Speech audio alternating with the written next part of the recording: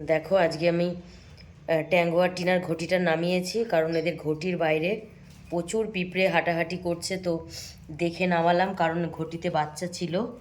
এই দেখো, এটা আমার টিনা, এটা আমার ট্যাঙ্গো টিনার ঘটি। তো এবার ওদের 3 নম্বর ব্রিডিংয়ে 4টে বেবি হয়েছে।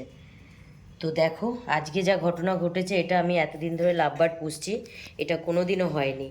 দেখো, এত বড় বড় হয়ে 3টে বেবি মারা গেছে। হ্যাঁ, সম্ভবত পিঁপড়ের কারণেই হয়েছে।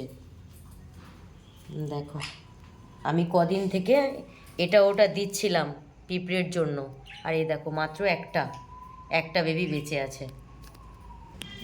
কি খারাপ লাগছে দেখে, এরকম কোনো দিনও হয়নি। একদম ছোট বেবি হয়তো কখনো কোনো ঘটিতে একটা মারা যেতে পারে, পায়ের চাপা টাপা পড়ে। হ্যাঁ, কিন্তু এরকম এত বড় বড় হয়ে মানে একেবারে 3টেই বেবি মারা গেল এই প্রথম।